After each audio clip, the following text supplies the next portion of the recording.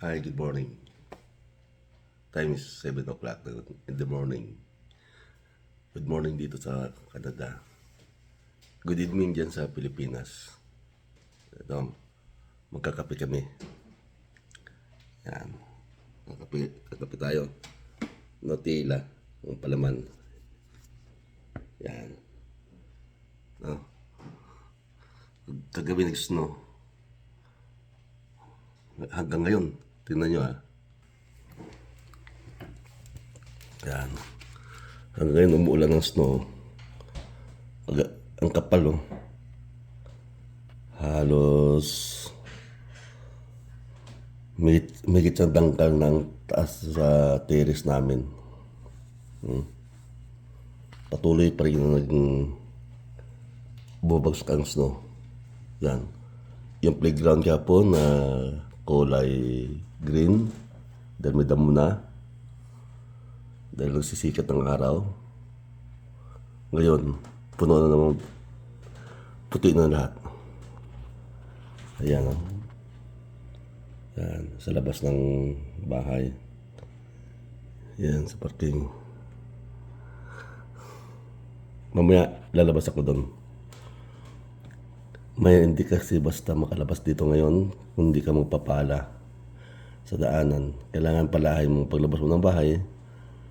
Bago ka makadaan, magpapala ka muna ng kalsada sa daanan nyo. Kaya maya tapos yung kape, lalabas ako magpapala naman. Kasi lalabas yung mga bata. Papasok. Super lamig naman. Sana itong hanggang ngayong araw, sana patigil na sana ng snow. Medyo mahirap kasi kumilos pag makapalang snow. Although talagang dito sa lugar na to, ordinary na sa kanila yon. Pero kahit na, mahirap pa rin lumabas. Kaya mga tao, pag winter, sa loob na ng bahay. Yan.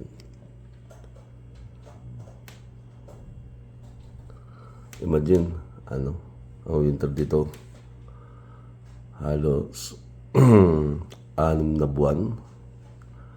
6 na buwan ka nakakulong dito sa loob ng bahay. Kaya pagdating ng summer, yung wala ng ulan talaga, wala ng snow, 3 buwan lang. Kaya pagdating ng 3 buwan ng summer, sinasamantala nila, akat sila sa bundok, camping sila dun sa bundok, nag-i-enjoy sila, overnight. Minsan na iba, 3 araw dun sa bundok. Pagdala sila mga tent, may mga RV sila, tulugan nila. Kaya itong summer na to, akatin kami ng bundok. Magpasal-pasal sa mga yan. Mamaya, alawas ako dyan. Ay iba na, naglalabas ng aso, napapadumi, pops, may dalang kape. Ikot nila dyan. Kakape muna tayo. Ayaw ng mga bata, matakbo. Papasok na yun sa school kasi may school service sila sa labas. Kakape muna tayo, Gusto pa lang. Mag-iiba-iba nga yan. Tara, kape tayo. Yung anak ni Mera dun, Sandwich. alauna ng madaling araw, nagigising. Tapos hindi na natutulog. Nutella, ang palaman. Kaya minsan pagka tanghali na hindi pagising si Mera dun kasi tulog din. Sarap ang kape sa umaga, lalo na kung nag-i-snow. Ang kapal na sa labas. Mamaya, lalabas ako. Papala. Pagpapala ng snow. Sarap Sarap ang kape, no?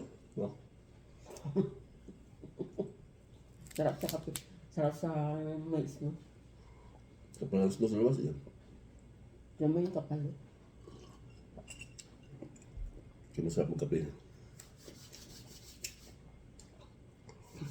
Tulog pa yung blinggit yung apo. Yung mga bata. Alas 4 daw, nagising na. Natulog ulit. nagdidilang.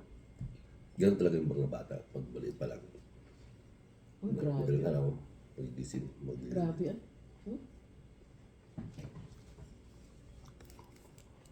Ayan guys, oh. Yan. Ang kapal. Yan.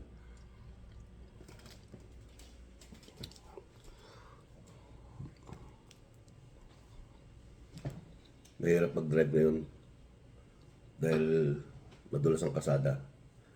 Yung manugaw po daw gabi. Sumigisag daw siya habang tumatakbo sa highway, ganyan-ganyan. Madulas kasi. Pagdating kasi dito ng ng snow, winter, Yung talagang talis no. nagpapalit sila ng gulong. Kaso, Meron gulong kasi talaga parang pang snow.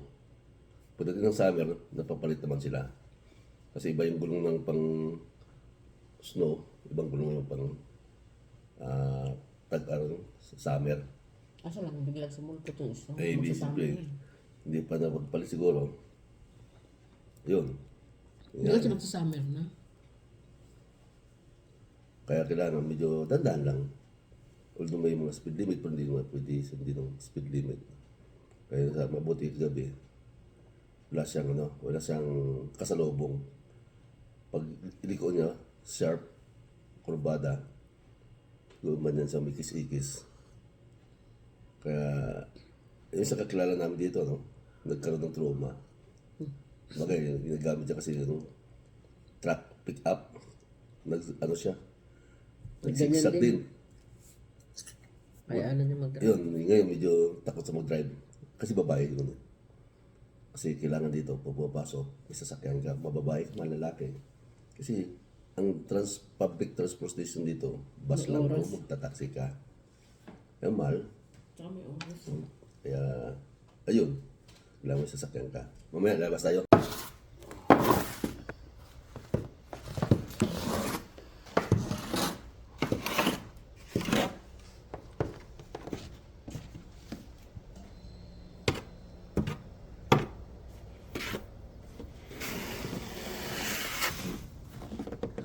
Ayan, papala tayo. Kasi pag hindi ka pumalal, lalo sa kapal ito.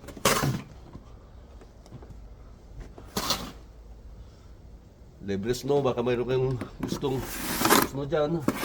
Comment lang kayo. Huwag mo nang kaskasin pa. Sarap din.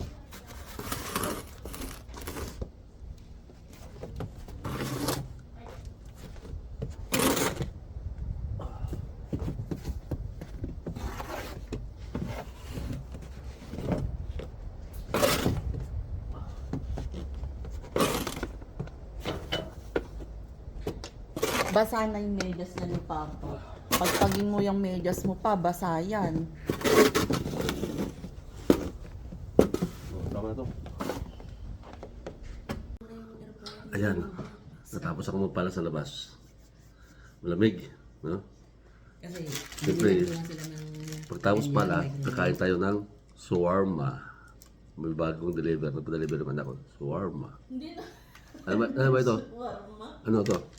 Wrap yan, wrap. Wrap na. Wrap lang. Wrap sandwich. Parang Wrap sandwich pala. Akala ko shawarma. Kasi itong mukha na shawarma eh. kitang itlog lang sa loob, hindi naman karne.